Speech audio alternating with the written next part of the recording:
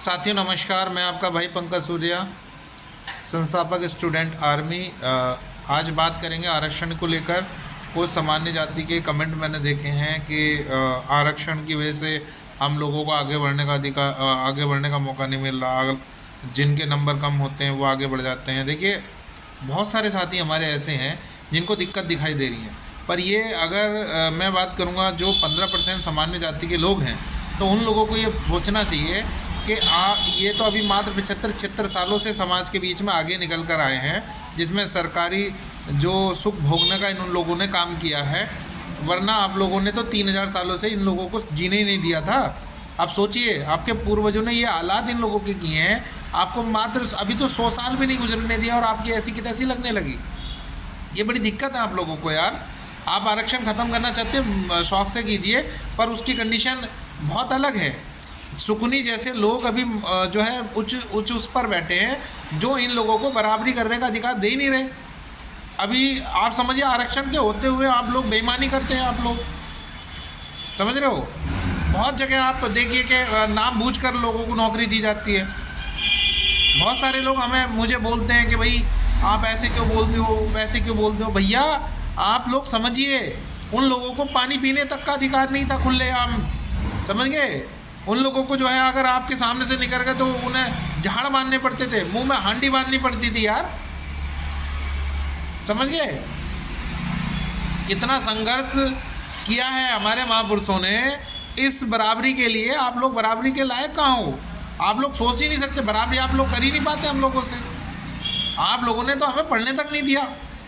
ये तो भला हो हमारे ज्योतिबा फूले जी का, माता सावित्रीबाई फूले जी का, जिन्होंने जो है इस स्थिति तक पहुंचाया, और उनके नक्शे कदम पर चलकर ज्योतिबा फूले, माता सावित्रीबाई फूले के बाद डॉक्टर भीमराव अंबेडकर जी ने जो है हम लोगों को ये आरक्षण देकर जो है इस तरीके से जो है मजबूत हो गए।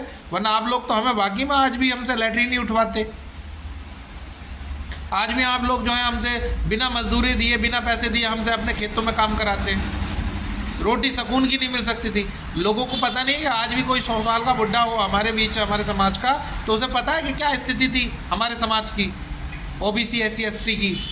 ये तो हमारे कुछ लोग आप लोगों के साथ लगे हुए हैं कि जो है आप लोगों को जो है आप उनके वोटों का इस्तेमाल करके सत्ता में, आज भी आप देख ही लीजिए 15% लोगों में से जो आपके जो सामान्य जाति में 15% लोग हैं। इस देश की आबादी का 15% लोग हैं सामान्य जाति में। और अगर मैं बात करूँ उस सामान्य जाति के 15% में से, उस 15% में से 80% लोग नौकरियों के जो है सुख भोग रहे हैं। और आप अगर एवरेज में निकालूं, उन हमारे 85% लोगों में अभी 15% लोग भी सरकारी नौकरियों पर नहीं है। निकाल के तो देखिए आप, आपके पूर्वजों ने हम लोगों को पढ़ने तक नहीं देने दिया गया, और आज यार आप लोगों को दिक्कत होने लगी कि आरक्षण की वजह से हमें आगे बढ़ने का मौका नहीं मिल रहा। अरे भैया, आज भी सोच लीजिए, जितनी नौकरियां लगती हैं 50% से ज़्यादा आज भी सामान्य जाते हैं। 15% लोग 50% से ज़्यादा नौकरी ले जाते हैं यार। कहाँ की बातें कर रहे हो आप लोग? हमारे लोग बेवकूफ़ हैं। OBC SC ST तो समझदार हो गया है, मगर हमारा OBC ज़्यादा बेवकूफ़ है। वो लोग नहीं जानते कि हमारा अधिकार कैसे मिलेगा। उन लोगों का बेवकूफ़ बना रखा आप लोगों ने। और दुआ बनाओ उन लोगों का। मैं उन लोगों से भी कहना चाहूँगा, OBC और SC ST की भी मैं अगर बात करूँ, उन लोगों से भी मैं कहना चाहूँगा, भला है हुआ, दुआ करो कि हमारे महापुरुष ऐसे निकले जिन्होंने हमारे बारे में सोचा, आप लोगों के बारे में सोचा। वरना आज आप टट्टी उठा रहे होते हैं, इन लोगों की मजदूरी कर रहे होते हैं, जूते साफ कर रहे होते हैं आप लोग। और जीवन जो इज़्ज़त की ज़िंदगी, जिसे हम लोग कहते हैं इज़्ज़त, सुकून, एक मान सम्मान की ज़िंदगी आज जो हम जी पा रहे हैं, वो उन महापुरुषों की देन है जो नाक निकाल कर हम लोग बोल जाते थे। वरना हमारी धी बेटियों को तक को जो है ये जो है, मतलब मैं कह नहीं सकता कि किस तरीके की हालात थी उस वक्त। अब से 100 साल पहले ये स्थिति थी, और आज भी कई हमारे भारत में कई देशों प्रदेशों में ऐसी स्थिति है कि बड़ी जाति के लोगों के बीच में जो है उसके घर के आगे को एक छोटी जात का व्यक्ति चप्पल पहन के भी नहीं जा सकता, साइकिल पर बैठकर नहीं जा सकता, बारात नहीं चढ़ा सकता। कहाँ की बातें कर रहे हो भैया? सुकून से जीने तो देने नहीं दे रहे आप लोग। और एक नई बात और आ गई है, हिंदू राष्ट्र बनाया जाए। भैया हिंदू राष्ट्र में भी चलिए, हम आपके साथ दोनों को तैयार हैं। क्या करोगे हिंदू राष्ट्र में आके हम लोगों के साथ?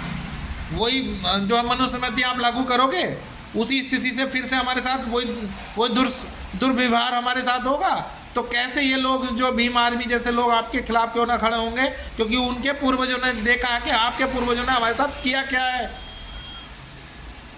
आपके लोगों ने, आपके पूर्वजों ने हमारे साथ किया क्या है, उस वक्त के दौर को देख के आज भीम आर्मी जैसी संगठन, स्टूडेंट आर्मी जैसे संगठन आपके खिलाफ खड़े हैं।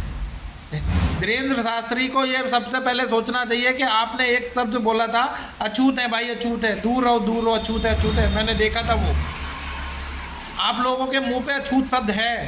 आप क्या सोच रहे हो, पहले हिंदू राष्ट्र बना लेंगे, उसके बाद जो है हमारे ऊपर फिर, अरे भाई जब आपको मौका नहीं मिलेगा, आपके लोग आपके घर बैठेंगे तो फिर अधिकार मांगेंगे।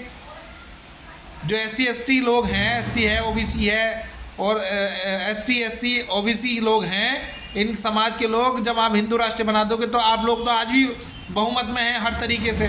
भाई वोट का ही तो मामला है हमारा। आप लोग पहले इसे क्लियर कीजिए। जब तक सुगुनी जैसे लोग बैठे हैं, हम आरक्षण खत्म नहीं हो सकता। हम कहते हैं कि आरक्षण खत्म कीजिए, पर शकुनी जैसे लोगों को भी तो हटाइए। नौकरी चाकरियों में आप लोग जो है धांधलेबाजी करते हो। हमारे समाज का व्यक्ति आगे नहीं बढ़ पा रहा। 15% यानी 15 लोगों में से 85% लोग नौकरी कर रहे हैं यार। 50% से ज़्यादा आपने जो है जो पद कब्जा रखे हैं, उसके बावजूद आप लोगों को दिक्कत है जो है छोटी जाति से। समझ गए? तो ये बहुत गलत लोग हैं कि जो कुछ लोग आप लोग कर रहे हो वो गलत है। आरक्षण जब तक ख़त्म नहीं होगा, जब तक सबनी जैसे लोग बैठे रहेंगे। जय हिंद, जय भारत, जय संविधान।